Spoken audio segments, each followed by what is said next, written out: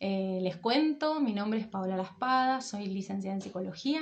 Me especializo hace varios años en atención temprana del desarrollo infantil, trabajo con bebés desde 45 días a 5 años. Estoy también formándome en salud mental perinatal para acompañar a las personas embarazadas durante todo este proceso del embarazo, el parto y el puerperio. Y me especializo en crianza respetuosa. Tengo el doctorado, estoy haciendo el doctorado con mi hijo, así que todo lo que vamos a charlar ahora está súper testeado por mí, pasado por el cuerpo. Así que bueno, vamos a alargar. Les cuento más o menos cómo vamos a hacer, como para que ustedes tengan ahí una idea y un mapa de lo que vamos a charlar hoy. Vamos a hablar sobre algunas herramientas básicas para acompañar a la primera infancia. La más básica y después otras que hacen a lo cotidiano para sostener situaciones como bien difíciles de la crianza que en estos momentos se exacerban, como por ejemplo los berrinches, el irse a dormir, hacer las tareas, ordenar la pieza, las rutinas, los momentos de juego que a veces se ponen ahí como un poco tensa la situación, sumado a la situación que tienen todas las personas adultas de la casa para sostener en lo cotidiano. Así que bueno, la idea es poder dar pautas bien concretas, pero a la vez bien generales, para que todas las personas que estén viendo este vivo y tengan hijos e hijas en distintas edades puedan valerse de todo eso, ya sea que tengan 6 meses o tengan 12 años, que puedan tomar todo eso y nutrirse lo más que puedan. Y cualquier duda que tengan, me pueden consultar. Estoy ahí en mi Instagram, Circular en Crianza, todo el tiempo para que puedan pasar y también estoy subiendo información actualizada porque es un momento en el que es muy importante compartir y charlar sobre esto. Así que largamos. Quiero compartir con ustedes la primera herramienta básica que tiene 2 pasos. ¿Herramienta básica para qué? Herramienta básica para poder criar. Así de simple. En este contexto de pandemia y en todos los contextos. El primer paso de la herramienta es observar. ¿Observar qué? Observarme a mí, adulta, qué me pasa, qué necesito en este momento de mi vida y observar a ese niño o esa niña qué necesita en este momento. Y después, el segundo paso es la información. ¿Información sobre qué? Información sobre lo que está pasando. Quizás mi hija está atravesando una crisis de desarrollo. Quizás en este momento de pandemia pasan cosas específicas que yo no me había puesto a pensar. Bien, es sobre esa información vamos a focalizar hoy. Pero primero les voy a dar un ejemplo sobre esto de observarme para observar. Supongamos que vamos en una carretilla, me siento en una carretilla muy cómoda, ahora como estoy sentada en mi sillón, y empiezo a meter cosas, empiezo a meter el trabajo que tengo que hacer en mi casa que antes hacía en otro lado. Meto la tarea de mi hija. Pongo también que tengo que ir al supermercado y tengo que comprar y conseguir. Pongo también las tareas de la casa, que lavar ropas, que limpiar, que... Pongo también a mi tía que tengo que ir a cobrarle la semana que viene y si yo me olvido ella se pone re mal. Meto toda la situación COVID, la información que me llega, las dudas que tiene la higiene, me tengo que lavar las manos, tengo que ponerme el barbijo, hoy me toca salir, no, me toca salir mañana, entonces tengo que comprar comida, todo eso lo meto en la carreta, ¿no? Y además meto expectativas, y esto fulminante. ¿Qué expectativas? Expectativas sobre lo que quiero que mi hija haga, expectativas sobre lo que quiero que mi compañero haga, expectativas sobre mi jefa, expectativas sobre la limpieza y el orden de la casa, expectativas sobre el clima, expectativas sobre la situación COVID, expectativas.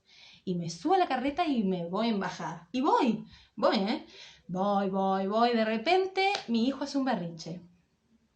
Y yo, totalmente desencajada, sigo de largo y me enojo y le grito y que estoy harta y se me transformó el día y estoy cansada y estoy colapsada y no puedo parar. No puedo parar porque estoy en una carreta en bajada con un montón de cosas arriba y no puedo parar. En ese momento es donde más necesito parar y es donde más difícil es parar. Y ya vamos a charlar bien de este momento en específico, qué significa la pandemia para nuestra vida cotidiana. Cuando yo paro, me empiezo a preguntar cosas y ahí recién me puedo preguntar qué me pasa, me puedo repreguntar por todas esas expectativas, si son verdaderas, si no, si terminan siendo más problema de lo que solucionan. Me empiezo a preguntar si está bueno que me haya cargado tantas cosas al carrito o no. Y me puedo preguntar sobre esa persona que tengo enfrente. ¿Qué le pasa a mi hijo? ¿Por qué hizo un berrinche? Ah, porque no durmió anoche. Ah, porque tiene hambre. Porque está cansado. O porque yo estoy cansada. O hizo un berrinche porque tiene 2 años y en realidad es esperable que lo haga. Pero todo eso, todas esas preguntas me las puedo hacer si yo puedo frenar mi carro. Esta es mi propuesta para ustedes hoy. Frenar el carrito. Y poder observarme en este momento en el que estoy, ¿qué me pasa? ¿Qué siento y qué necesito? Este es el paso 1. El paso 2 es la información. Vamos a empezar hablando de información, situación COVID. ¿Qué pasa cuando estamos en aislamiento? ¿Qué es fundamental para la crianza? La red. Las redes de sostén. Redes de sostén en las que vemos a las personas que participan de la red y en las que no vemos a las personas. Por ejemplo, mi mamá que me ayuda a cuidar a mi hijo o a mi hija. Genial, esa es una red. Llevo a mi hijo a la escuela. Ese tiempo yo no estoy a cargo de mi hijo en la realidad, estoy trabajando, estoy haciendo otras cosas, estoy leyendo un libro. Esa es otra red. Ir a pasear a la plaza donde nos distendemos, donde nos relajamos, esa es otra red. Ir a charlar y tomar mate con mis amigas, mis amigos, donde compartimos situaciones de la vida cotidiana, avatares de la crianza. Esa es otra red.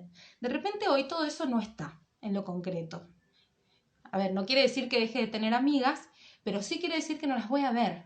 Quiere decir que si necesito una mano para que cuiden a mi hijo 1 o 2 horas, no voy a poder recurrir a eso. Que si quiero relajarme y pensar en mí un ratito y que alguien, no sé, dejarlo en la plaza y mirar el cielo, no puedo. Todo eso genera muchísimas emociones. Genera frustración, genera agotamiento, genera esta sensación de estar quemadas, genera que se activen adentro de mi sistema algunas hormonas, neurotransmisores del estrés, y eso a la vez influye en el sueño, me cuesta dormir, influye en la tolerancia que tengo hacia situaciones que me generan malestar, y además influye en mi hijo o en mi hija, porque todo esto que yo estoy sintiendo se lo transmito. Se lo transmito con mi tono de voz, con mi mirada, con mi postura. Si lo alzo y estoy súper nerviosa, le voy a contagiar todas mis emociones y se va a poner súper nervioso. Entonces, todos los niños y niñas no solo sienten lo que sienten las personas que están alrededor, sino que además no lo entienden. Entienden, sí, por supuesto, yo les cuento un cuento y entienden la situación, entienden más o menos lo que ven y lo que escuchan, pero no alcanzan a entender profundamente. Entonces, todas estas emociones que yo les transmito, sin querer, porque no es que yo lo haga a propósito para hacerles sentir mal, más que no pueden salir de la casa, que tienen que estar haciendo la tarea siempre con las mismas personas, que a lo mejor no tienen ganas ese día o no están preparadas para hacerlo o no saben hacer las tareas, entonces genera situaciones de mayor frustración. Más que no pueden salir a jugar a la plaza, no pueden ver a sus amigas, a sus amigos, están todo el día adentro, pueden salir a dar una vuelta, pero tampoco tienen que ponerse un barbijo, es una situación súper especial. Todo eso genera, además, más frustración, más molestias y más enojo. Bien, comprendiendo como la base sobre la que estamos, ahora sí vamos a empezar a hablar de situaciones específicas que pasan en la infancia. ¿Para qué nos sirve esta información? ¿Para qué nos sirve esta herramienta base? Para poder decidir qué hacer. Para poder decidir qué hago con estas expectativas que tengo sobre mí, sobre la situación y sobre mi hijo o mi hija. Y para ver qué espacios genero, qué técnicas uso, qué límites pongo, qué espacios de libertad genero, qué juguetes, qué juegos, qué rutinas, si las cambio, no las cambio, si las tengo igual. Bueno, todo esto que acabamos de hablar es la base sobre la que nos vamos a parar para poder decidir qué vamos a hacer. Voy a decir una cosa más que me parece súper importante antes de pasar como al primer tema, que es berrinches. Y es que a la hora de dar información y a la hora de explicarle a mi hijo o a mi hija qué pasa, qué es esta situación del bichito, que probablemente ya lo hayan hecho o les haya llegado desde algún lugar, primero tengo que pensar cómo se lo voy a explicar. Es súper importante que expliquemos teniendo en cuenta todos los recursos que tiene un niño o una niña de cualquier edad, que es que son menos lingüistas que nosotras, las personas grandes. Entonces necesitan, para comprender mejor, las imágenes, lo bello, los cuentos, el baile, la danza, las canciones, una obra de teatro, un títere o un juguete. Todo eso ayuda a que comprendan muchísimo mejor, porque el mensaje llega de una manera más amplia. Por ejemplo, si yo le empiezo a explicar a mi hija de 3 años que va a ser libre cuando haga lo que quiera y lo que siente, lo va a entender muchísimo menos que si ve Frozen y se pone a cantar Libre soy, porque ella va construyendo un castillo de hielo y es libre, y va a entender muchísimo más profundo el concepto de libre soy cuando vea Frozen que cuando yo se lo explique. Bien, a eso vamos. Cada vez que tengamos que explicar cosas o que decir cosas, tenemos que saber que nos tenemos que manejar de la manera más amplia posible. Y ahora sí vamos a berrinches. Ay, me dio frío. Los berrinches son una etapa del desarrollo. ¿Qué quiere decir? Quiere decir que es un momento que pasa, así como llega, se va. Y dura entre los 18 meses y los 3 años. ¿Por qué voy a empezar hablando de berrinches? Porque es el tema sobre el que más me consultan y sobre el que más dudas puede haber. Sí, me parece como súper importante que dé pautas generales, porque en realidad los berrinches propiamente dichos son entre el año y medio y los 3 años, pero los enojos porque no pueden hacer, porque no los dejan hacer cosas que quieren, se dan a todas las edades. Se dan a los 5, a los 6, a los 7, a los 12, a los 15. Entonces podemos hablar de diferentes técnicas para todas esas edades. Voy a hablar, de hecho, para todas esas edades, pero voy a focalizarme en lo que pasa a los 2 años más o menos. Los berrinches son básicamente una expresión emocional. O sea, es una etapa del desarrollo que se da a esta edad donde tienen una comprensión del mundo muchísimo más clara, y cuando no pueden lograr lo que quieren, o cuando no les damos lo que quieren, o cuando de repente querían la manzana con cáscara y se las damos pelada, hacen un berrinche terrible. Es decir, expresan todo su enojo y su frustración como les sale. Es como, imaginémonos la imagen del volcán por dentro. Bueno, eso, la imagen del volcán que estalla, que explota y hacen lo que pueden. ¿Por qué? Porque sienten igual que las personas grandes, pero tienen menos recursos. No pueden decir, estoy muy enojada porque me pelaste la manzana y yo la quería con cáscara, así que ahora con toda esta frustración me voy a ir a sentar al sillón y voy a ver cómo lo resuelvo. No, ni las personas grandes hacemos esas cosas. No tienen esos recursos, entonces hacen el berrinche y lo manifiestan como pueden. A ver, cuando hablamos de berrinches es fundamental hablar de límites. Pero para hablar de límites hay un post muy lindo que les invito a leerlo ahí en Circular en Crianza, sobre que los límites aparecen mucho antes del no. ¿Qué quiere decir esto? Quiere decir que los límites los pongo desde el minuto cero. Desde que nace mi bebé empiezo a poner límites. ¿En qué sentido? Vamos a imaginarnos una célula que tiene la membrana que la recubre, que es la que la separa de la célula de al lado, por ejemplo. Bueno, en mí pasa lo mismo. Mi piel, vamos a pensar que es como la membrana de la célula, y me separa de la persona que tengo al lado. Todo lo que pasa dentro mío es mío, y todo lo que pasa dentro de la piel de la otra persona es de la otra persona. Cuando de bebé, vamos a poner un ejemplo, 6 meses, está empezando a comer y lo siento en la silla y se pone a llorar y no quiere saber nada. Y yo le digo, no seas mañosa, tenés que comer. Y no llores, le digo que no llore, le digo que no sea mañosa. ¿Qué entiende esa niña de lo que le está pasando adentro? Y poco, no puede experimentar esa emoción, no puede experimentar el enojo que tiene por haber sido sentada en una silla donde no se quiere sentar. No tiene la posibilidad de expresarlo. Ahora, si en cambio yo le digo, entiendo que estás enojada porque no te gusta ese lugar, ¿te parece que te siente en otro lado? ¿Cuál es la vivencia que tiene esta bebé de 6 meses? de entender que algo le está pasando, que está enojada, que está bien enojarse, está bien que nos enojemos, pero que hay otra opción, que tiene posibilidad de elegir qué hacer con eso que siente. Ese es el primer límite que yo puse. Le enseñé que hay cosas que están adentro de ella, que son emociones y son pensamientos y son deseos, y que podemos buscar la mejor opción para ella. Vamos con un ejemplo de una niña o un niño un poquitito más grande. Se cae al piso, se parte, pero no se lastima. No pasó nada, arriba, arriba, arriba. ¿Cómo no pasó nada? Para. Sí pasó. Se cayó al piso y eso le dolió. Toda esa sensación interna de dolor, si yo digo no pasa nada, la minimicé. Entonces este niño va a decir, pero yo, ¿y todo esto que sentí, qué hago con esto que sentí? Que no existe. No, sí existe. Es muy distinta la vivencia que si en cambio yo le digo, te caíste, ¿te dolió? ¿Te pegaste en la rodilla? No solo le enseño las partes del cuerpo, sino que valido, le doy lugar a lo que está sintiendo. Y le enseño que lo que siente adentro está bien. Y que está bien que duela. Y que podemos ver qué vamos a hacer con eso. Entonces le voy enseñando a cuidarse, a comprenderse.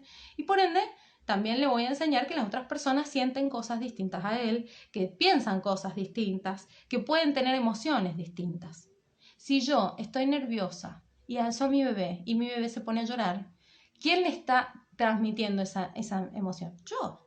Si yo le digo, discúlpame, estoy nerviosa, me parece que te puse nervioso, entonces queda muy claro que a ese bebé le está empezando a quedar claro que la madre tiene emociones diferentes y que sí, se contagian y que estamos todo el tiempo en esta, pero ese es el primer límite, somos distintas, tenemos emociones diferentes. Entonces, a la hora de hacer un berrinche, cuando lo haga, a la edad que sea, yo puedo empezar a poner estos límites y ya sabe de lo que estoy hablando. Un niño con una crianza súper respetuosa va a hacer un berrinche igual que el que no la tiene. Pero la diferencia es que aquel niño o aquella niña que sabe lo que está sintiendo va a poder reaccionar de otra manera que aquel que no sabe lo que siente y reacciona como puede.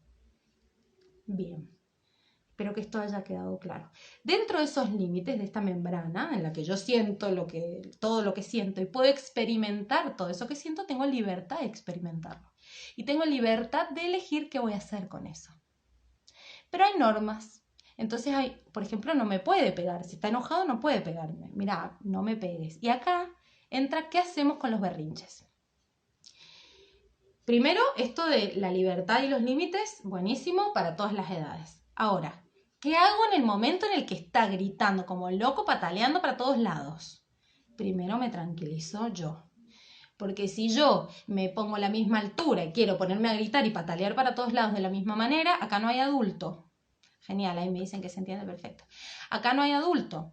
Yo, adulta, soy la primera que tiene que estar tranquila y ahí vamos a la herramienta básica. Me observo para observar. Yo estoy re enojada porque está haciendo un berrinche terrible, los vecinos ya no sé qué van a pensar de todo lo que grita, ¿y qué hago? Y me sereno, porque yo no puedo dar lo que no tengo, si yo no estoy tranquila no puedo tranquilizar a nadie. Bien, me calmo. ¿Qué hago en ese momento? Y tengo varias opciones, y acá voy. La verdad de la milanesa la tiene cada familia. Cada familia sabe qué estrategia es la más adecuada. Y invito a todas las familias a que repiensen las estrategias día a día, porque lo que hice ayer, hoy quizás ya no me funciona, porque hoy somos distintos ayer. Entonces hoy tengo que buscar otra herramienta y otra estrategia adecuada a la realidad de ya. Entonces, una opción es abrazar desde atrás. La espalda es el centro emocional. ¿Vieron que instintivamente ponemos una mano en la espalda cuando una persona está triste o se siente nerviosa? Lo mismo, una mano en la espalda calma mucho. Abrazo desde atrás, en un berrinche de pataleo zarpado, ¿no? Abrazo desde atrás para intentar calmar. Traten de no quedar disponibles para una patada porque puede doler mucho y puede generar muchísimo más enojo, como me decía un papá el otro día, que le pegaba patadas y que lo mataba y el hijo después se reía y que era como una escalada de locura. Entonces, bueno, no. Cuando abrazo de atrás me protejo primero, porque si no me quedo expuesta y termina siendo peor. Abrazo de atrás y trato de calmar, hablo al oído despacio. Tengan en cuenta que transmitimos emociones a través del tono de voz y a través de los gestos. Esa es nuestra manera de transmitir emoción. Si yo abrazo y digo, quédate quieto, no estoy transmitiendo nada de calma. Ahora, si yo me pongo a cantar y si yo trato de calmar con todo mi cuerpo, eso funciona.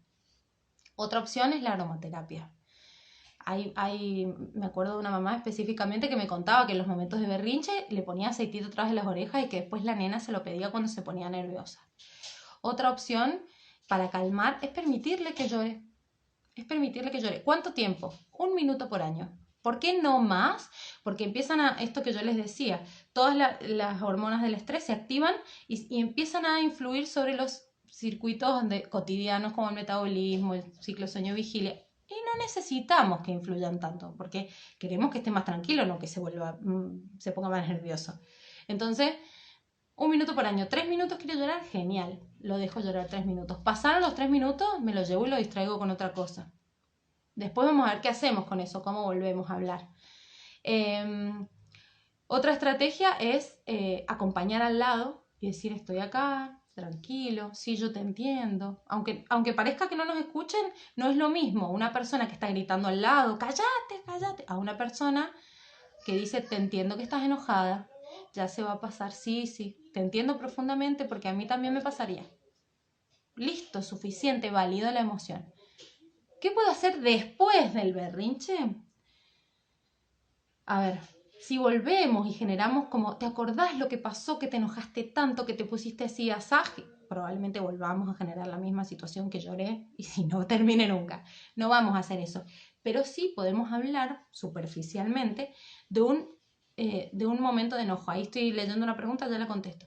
Podemos hablar de que se enojó, por ejemplo, decirle, mira, más temprano te enojaste un montón.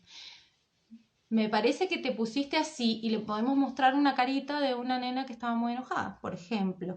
Bueno, está bueno, cuando vos te enojes podés venir a decirme y les damos opciones. Podés pegarle un almohadón, podés venir a decirme, podés ponerte a tirar pelotitas de aquel lado. Le damos opciones para que sepa qué hacer con todo eso que siente. Si yo le digo no te enojes, la maté. O sea, le inhabilité la posibilidad de sentir. Entonces, a partir de este tipo de intervenciones, esta niña que va a decir, yo esto que siento no sé si lo puedo sentir, mejor voy a consultarle a tal o a mi mamá, a ver, lo que queremos es niños y niñas con autonomía, con una autoestima sólida, entonces está bien que sientan lo que sienten. La diferencia es que yo le ofrezco opciones para hacer cosas diferentes con eso que sienten. Bien, otro tema. Voy a tomar agua antes de empezar con el otro tema. ¿Cómo tratar de que el berrinche no llegue? Porque cuando ya estamos en el berrinche ya es un momento difícil y complicado que hay que resolver, pero podemos hacer cosas antes para evitar que aparezca. De todas maneras les digo que es sana la edad de los berrinches. Cuando no existe la edad de los berrinches, que es una edad de autonomía, es de la primera adolescencia, de acá estoy yo, y esto quiero y esto me gusta, cuando esto no aparece, los profesionales de la salud nos preocupamos. Así que, para que más o menos lo tengan claro, si están atravesando este momento, es un buen momento. Bien, ¿qué hacer antes? En primer lugar, es muy importante la anticipación. Esto tiene mucho que ver con los límites que hablábamos recién y la libertad. Anticipación. A ver, esto sí lo podés hacer y esto no lo podés hacer, ¿no? Vamos por ejemplo, no sé, quieres jugar con agua arriba del sillón. Arriba del sillón no es posible, pero sí es posible y enfaticemos en lo que sí, porque los no suelen ser como miel, donde van las abejas. O sea, yo digo no y dice, allá voy. Bueno, no. Le digo lo que sí. Sí es posible que juegues con agua en esta parte del piso. Sí es posible que juegues con agua afuera, en el patio. Sí es posible que juegues con agua en la bañera. Le damos estas opciones. Que elija, le permitimos esta libertad de elección, pero ponemos límites. ¿Por qué? Porque el sillón hay que cuidarlo. Los objetos de las casas los cuidamos. Bien, esta es la anticipación. Súper importante. La otra es no usar tanto los no, sino construir oraciones positivas. ¿no? Por ejemplo. En vez de decir, hoy no vamos a ir a la plaza porque está lloviendo, proponemos algo diferente. ¿Te parece que hoy que llueve hagamos, bueno, justo lo de la plaza no era el mejor ejemplo, pero no vamos a salir a dar la vuelta? ¿Te parece que hoy que llueve nos quedemos en la casa comiendo pororó y dibujando? Hicimos otra propuesta positiva que no genera este choque que a veces pasa con los berrinches.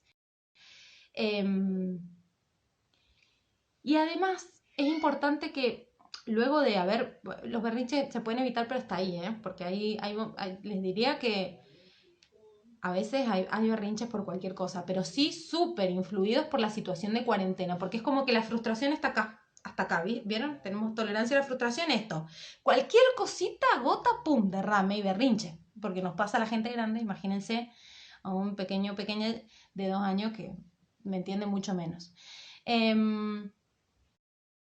muy importante que les ayudemos a pensar. Esto de, después del berrinche, los castigos y los optar por circular de crianza, que he hablado bastante de eso, los premios y los castigos terminan siendo a corto plazo una resolución, o sea, terminan resolviendo entre comillas, pero a largo plazo termina siendo mucho peor. Cuidadores principales, que suelen ser la mamá de su pareja. Yo le enseño a pensar, por eso esto que yo decía, ¿te acordás recién? Y le enseño que hay una causa, que hay una emoción, se te cayó el libro, te enojaste, entonces lloraste. Y todo eso que yo le enseño le sirve para que la próxima vez ya sepa que eso que está sintiendo es enojo y que puede reaccionar de diferentes formas. Bien. Pasamos. Quiero ver cómo vamos con el tiempo porque vieron que esto se corta. Es así de simple. Esto pasa a todas las edades. A los 4 o 5 años, más o menos, también hay momentos de mucho enojo, pero ya no son los berrinches de los 2 y de los 3, porque hay preguntas, hay conocimiento y hay una noción del mundo muchísimo más clara, entonces comprenden mejor lo que pasa.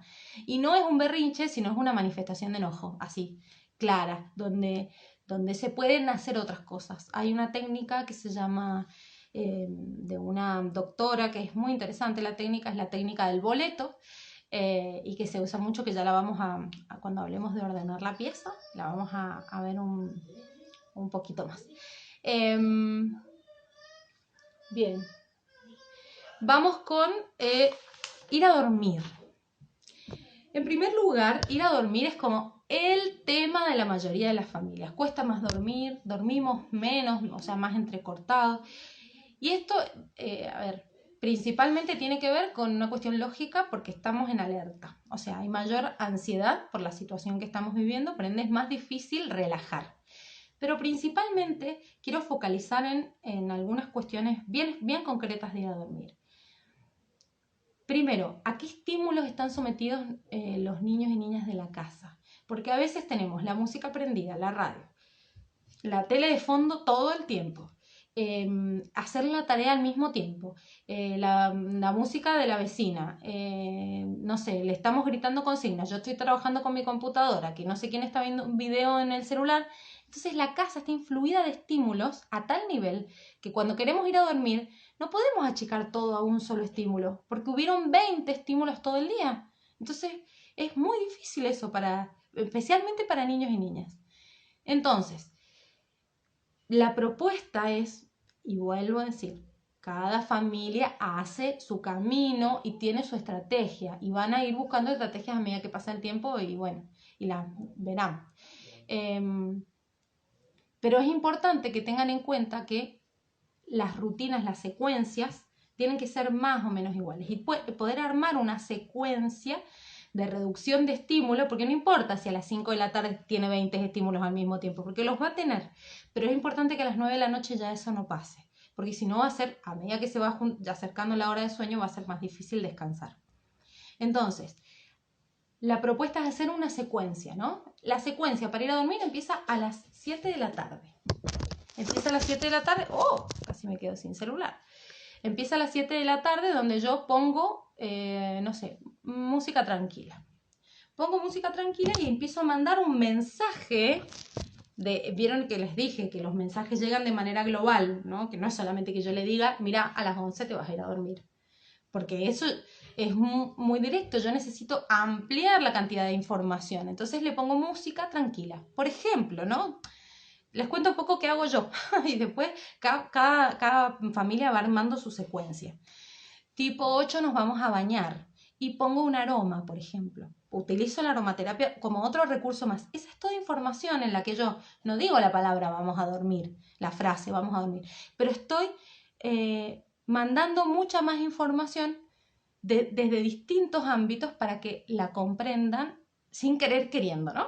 Como de una manera, como para decirlo coloquialmente. Tipo 9 vamos a cenar. Y ahí sí le digo, ahí sí le aviso, mira, a las 9, después de cenar, vamos a jugar un ratito y después nos vamos a ir a dormir. Cenamos, jugamos un ratito, ahí le vuelvo a anticipar que nos vamos a ir a dormir. Y después de ir a dormir podemos contar un cuento, cantar una canción, hacer algunas asanas de yoga. No les recomiendo ver videos porque en vez de relajar activan mucho más. Porque el sistema, esto está estudiado, nuestro cerebro le cuesta mucho. Es como que está la pantalla del celular o de la tele, está la invasión de estímulos que les cuesta mucho procesarlas. Entonces, mientras menos información, mejor, porque necesitamos que se concentren en una sola, que es dormir. Entonces, le aviso que tipo 11 se va a ir a dormir y después nos vamos a dormir. Pero generamos el ambiente, porque si hay quilombo en el comedor, no se va a ir a dormir. ¿Por qué? Si todo el mundo está bailando en el comedor, está viendo tele o están... ¿Por qué yo me tengo que ir a dormir? Y es un cuestionamiento lógico, ¿no? En cambio, si generamos el ambiente, generamos el espacio propicio para eso, ya es otra cosa. Ya la información que le estoy dando no es solo nos vamos a dormir, sino apagué la luz, puse una música tranquila, nos pusimos el pijama, arreglamos la cama, agarraste tu muñeca, pusimos la lamparita y ahora estamos listas para dormir. Las rutinas, más que de horario, lo importante es la secuencia, esto que vamos haciendo una cosa tras de la otra.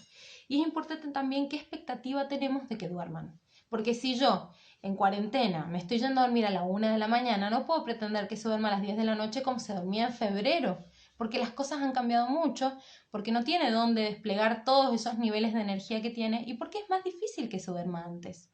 Y más todavía si yo con mi cuerpo no le estoy transmitiendo que me voy a ir a dormir en un ratito. Lo de la técnica del boleto, ya ahora lo vamos a hablar porque vamos a hablar de los hábitos cotidianos, como por ejemplo ordenar la pieza o hacer las tareas. La técnica del boleto es, por ejemplo, el boleto para que vos puedas ver tele. Las pantallas, seamos flexibles, en realidad hemos demonizado las pantallas siempre y en realidad, bueno, en este momento son un recurso, usémoslas como recursos, no todo el día con las pantallas porque es una hiperestimulación del sistema nervioso y es muy difícil que bajen después. La técnica del boleto es, por ejemplo, el boleto para ver la tele media hora, y esto va en la consigna de no 15 horas, media hora, es que vos hagas la tarea. Y le permitimos la libertad que elija cuándo hacer la tarea. Porque si es los límites, dentro de los límites hay libertad, ¿no? Entonces yo le permito, le digo, el boleto para ir a para ver la tele media hora es que vos hagas la tarea. ¿Cuándo? Cuando puedas. La podés hacer a las 10 de la mañana, a las 2 de la tarde, a las 4, a las 5. Esto cada familia hace lo suyo, ¿no? Ya voy a responder las preguntas que ahí estoy leyendo al final. Tengan paciencia, pero los últimos 10 o 15 minutitos las respondemos. Eso es, a ver, no hay que confundir esto con el premio. Es como un intercambio, un tipo de negociación. Pero vamos a hablar bien claro de las tareas y de ordenar la pieza. Me han consultado bastante por esto de ordenar la pieza porque hay también expectativas por parte de las personas adultas de que más o menos la casa esté en condiciones, porque estar todo el día dentro de la casa más la casa hecha un quilombo es difícil. Lo comparto, a mí me pasa. Entonces a veces necesitamos que determinadas variables estén controladas, como por ejemplo la pieza ordenada. El periodo sensible, esto es muy estudiado por Montessori, el periodo sensible para ordenar, para aprender a ordenar, son los primeros 6 años. ¿Esto qué quiere decir? Que si yo espero que ordene la pieza a los 4, estoy al horno mal. Porque no la va a ordenar, porque no puede. En cambio, si yo de los 0 a los 6 años le propongo que pueda participar activamente de todas las tareas cotidianas del hogar, entonces ordenar la pieza va a ser una tarea más. Y hacer la tarea de la escuela también va a ser una tarea más, una obligación más. ¿Y a qué me refiero con esto? La autonomía es algo que también proponemos desde que nacen, tienen autonomía. ¿Qué quiere decir autonomía?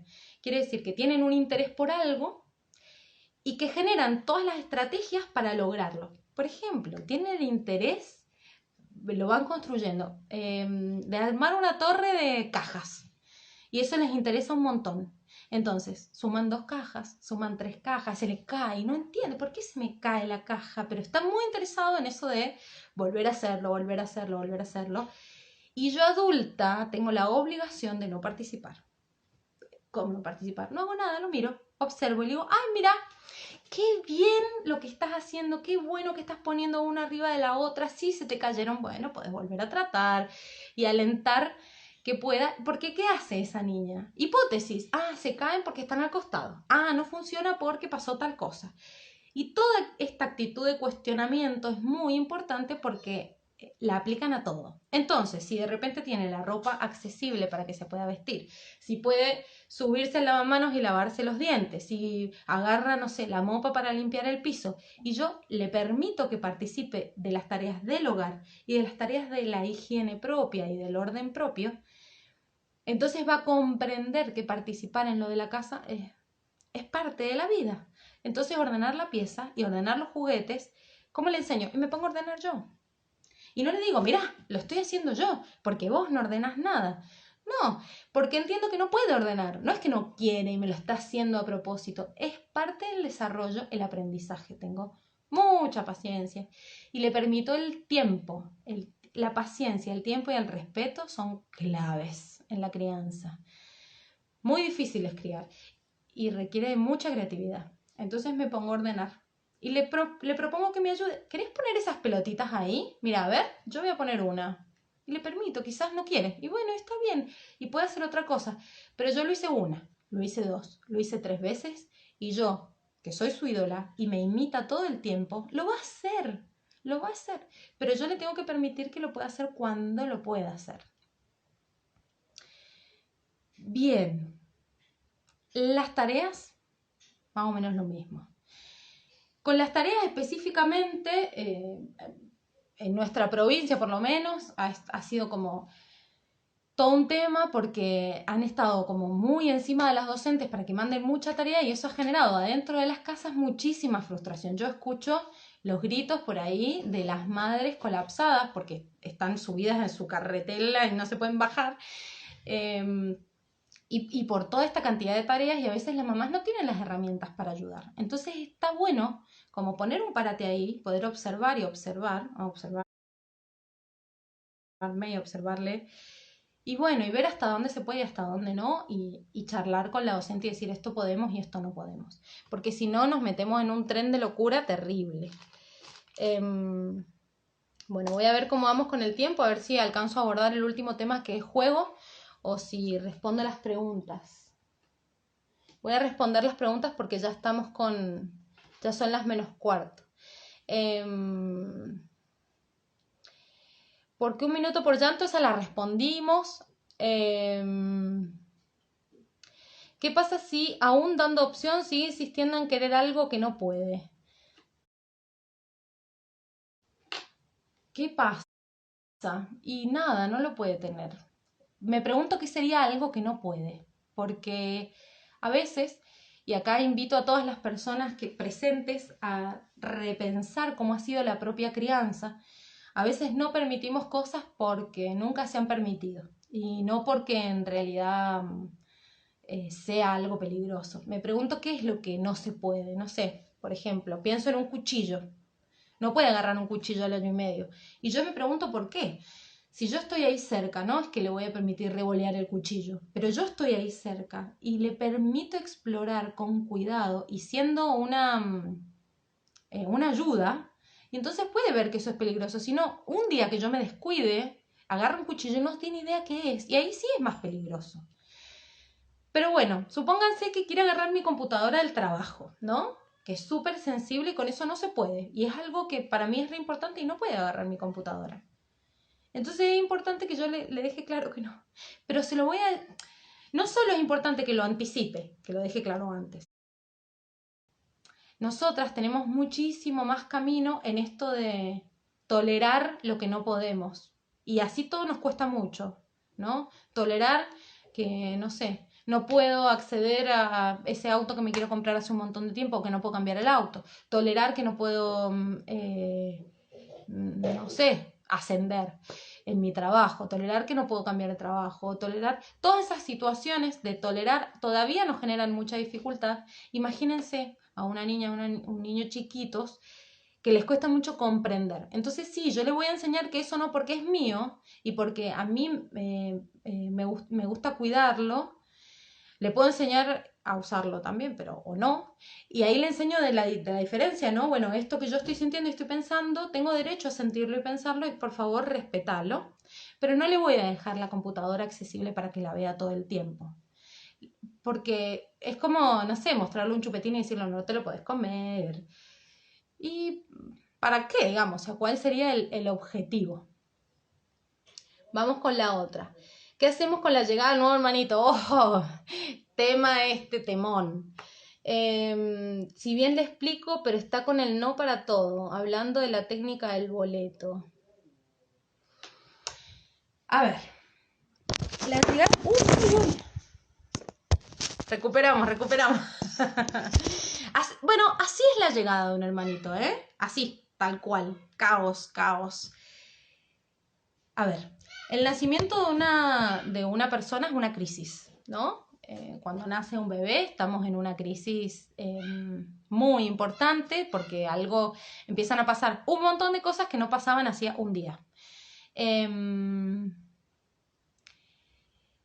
Es muy importante que entendamos que este hermano mayor entiende, pero está ahí la situación. Y que eso le genera mucha frustración porque todo lo que venía haciendo hasta ahora ya no es más. O sea, ya no es más el hermano solo o hermana sola o de dos o de tres. Ahora son dos, tres, cuatro o los que sean. Y eso genera un cambio. Ya tiene que compartir la atención de su mamá o su papá con otras personas más. Ya no va a tener disponible para él la paciencia que antes tenía disponible, ni los brazos que antes tenía disponible, ahora los va a tener que compartir. Y todo eso, como todo cambio, genera crisis. Y ahí hay que tener muchísima paciencia. Y acá cada niño y cada niña lo maneja como puede. Pero en general, y esto, bueno, es lo más difícil, lo manejan yendo al choque. Y voy a poner un ejemplo. Imagínense una cama elástica, en esas que saltamos. Esa cama elástica que está bien agarrada de los costados, imagínense que mi hijo, que acaba de nacerle un hermanito, está saltando en esa cama elástica. Salta. Y salta un montón. La cama tiene que tener la suficiente firmeza para que rebote y para que pueda volver. Y mi hijo, para poder llegar más arriba, tiene que golpear más fuerte. ¿Se entiende? ¿No? Golpea más fuerte y llega más arriba. Si esa cama elástica se rompe, cae en un agujero, ¿no? Si esa cama elástica deja de sostener, cae en un agujero. Ahora vamos a interpretar la analogía. Mi hija más grande necesita, para comprender la situación, para llegar más alto, para desarrollarse mejor, que yo sea la cama elástica. Es decir, va a rebotar contra mí, va a chocar, va a ir al choque conmigo, se va a enojar porque necesita que yo siga sosteniendo su rebote y necesita confirmar que yo, su mamá, en un cambio re difícil como es el nacimiento de un bebé, sigo siendo su sostén y lo va a confirmar cueste lo que cueste. Y es muy difícil esto porque es necesario que yo sea lo suficientemente flexible como para sostener eso, como para seguir siendo esta cama elástica y para no morir en el intento. Y acá, mamás puérperas, mamás con bebés recién nacidos, busquen ayuda, necesitamos redes de sostén. Es imposible criar en soledad. Imposible. También tengo mucho escrito de eso en Circular en Crianza porque es un temón. Es un factor de riesgo estar en soledad criando un bebé y a dos, muchísimo más. Entonces, necesitamos sostén y necesitamos ayuda. Pidan ayuda a profesionales de la salud, a familia, a quien sea. Bueno, a ver, voy a buscar otras preguntas. No se tienen que ir a dormir con ellos a la misma hora. Tienen que acompañarlos a dormir. Eso es que es una pregunta como un poco muy específica para por ahí las necesidades de cada familia. Pueden acompañar a dormir, quizás si ya duermen solos o solas, bueno, llevar a la pieza y sostener ahí, pero lo que yo propongo es que haya un clima de dormir en general. En este momento específico de pandemia, quizás en otros momentos no es necesario, porque ese niño o esa niña cuenta con esas redes de sostén y de apoyo que le ayudan a sostenerse y que ahora no las tiene. Entonces, en este momento específico está bueno acompañar a dormir. Si hacen colecho, ir a la cama y cuando se duerme, después los adultos, las adultas se levantarán o no, o se quedan dormidos ahí. Eso ya es una decisión personal y si es en su cama, en su cama. Leí también ahí que preguntaban que está relacionado cómo sacar de la cama. A ver, recomiendo consultar con una puericultora porque no es fácil y no hay una técnica específica para sacar de la cama, hay muchas. Y en este momento especial quizás es un poco más complicado por todo esto que explicaba de las emociones que nos genera el aislamiento, ¿no? Aislamiento que nos genera una falta o una disminución grande en el contacto con personas o con redes externas y mayor contacto con las personas de convivencia cotidiana. Habría que ver y evaluar si este niño o esta niña puede tolerar separarse de hacer colecho y de la mamá y del papá, o si va a terminar siendo contraproducente. Hay que ver por qué quieren descolechar y demás, pero hay que evaluar como muchas cosas. Yo recomiendo quizás una consulta con alguien especializada o una psicóloga infantil. Uy. Tengo una nena de 5 años, un bebé de 2 meses, no hay manera de que se vayan a dormir a su habitación. En general, niños y niñas no quieren dormir solos. Por eso el colecho siempre es una opción y siempre y cuando la mamá y su pareja quieran, ¿no? Esto está clarísimo. Y hay como normas de colecho seguro. Pero bueno, siempre hay que charlarlo y hay que hablar y hay que preguntar por qué no quieren dormir ahí, quizás buscar alternativas, pero no me parece para nada loco que no quieran dormir en su pieza y solas, quizás les dé miedo. Bueno, hay mucho para evaluar ahí también, pero les recomiendo que tengan en cuenta que en este momento especial todo es un poquitito más difícil, porque hay muchas emociones raras y distintas que sentimos, como el miedo, como la angustia, como la ansiedad, como la frustración, que en lo cotidiano no están presentes. Entonces, en este momento, como tenemos como los niveles un poco más elevados, todo cambio es más difícil. Entonces yo, bueno, recomiendo evaluarlo como especialmente. ¿Cómo hacemos con la llegada de un hermanito? Si bien le explico, pero está con el no para todo.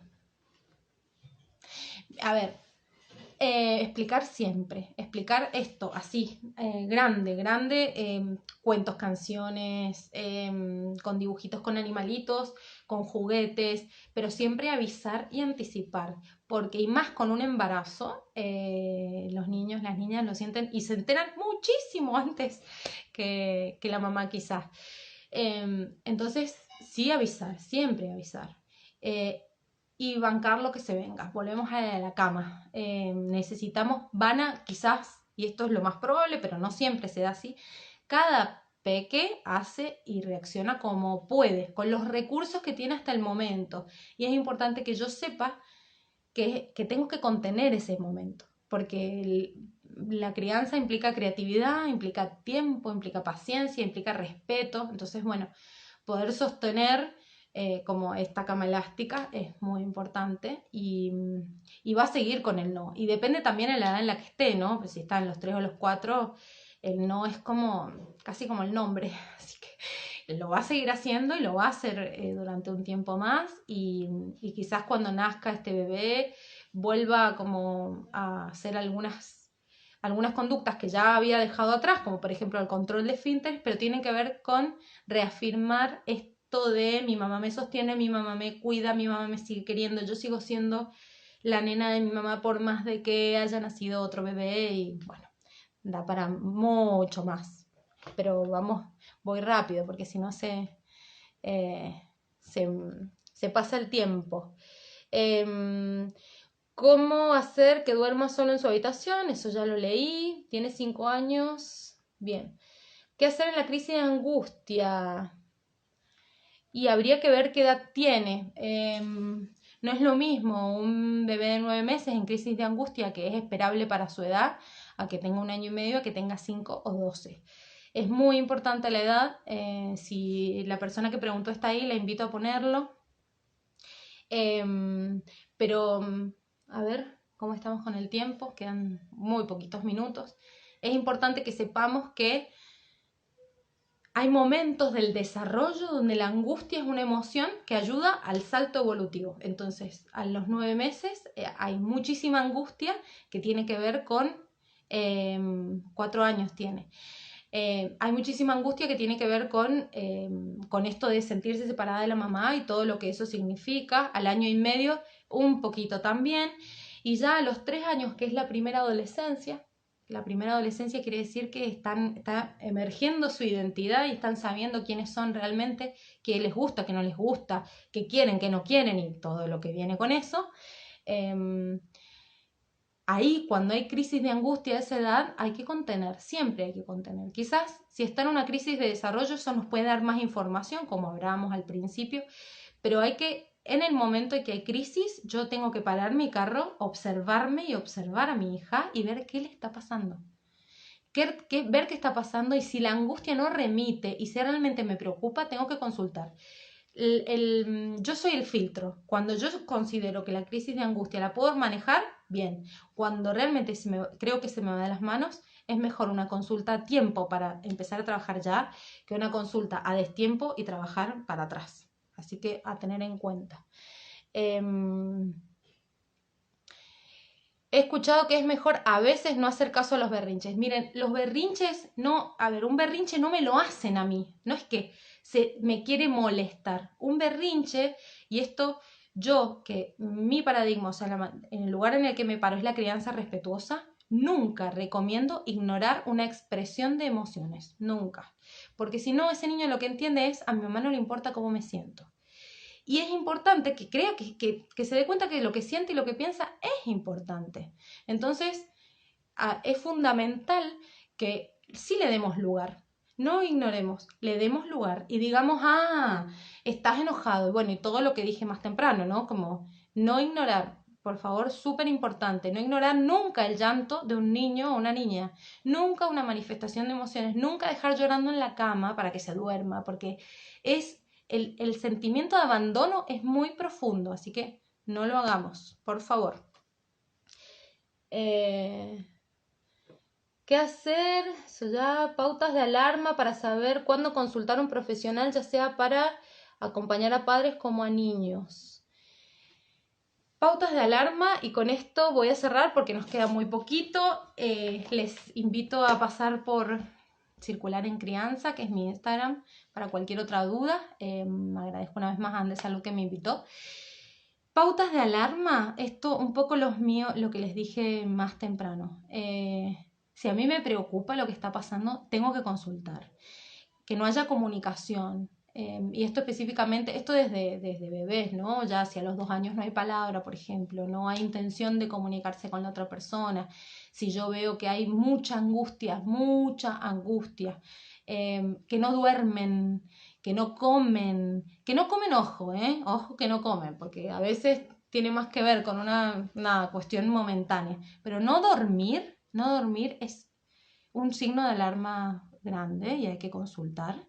Crisis de ansiedad, con palpitaciones y con muchos nervios, crisis de angustia con llantos que no paran, terrores nocturnos, ojo que no es lo mismo que pesadillas, busquen la diferencia con terrores nocturnos y bueno, y ya se nos acaba el tiempo, pero hay mucho para charlar y para seguir viendo, así que muchas gracias por quedarse todo este tiempo y ha sido un placer enorme para mí poder estar con ustedes. Gracias por sus preguntas.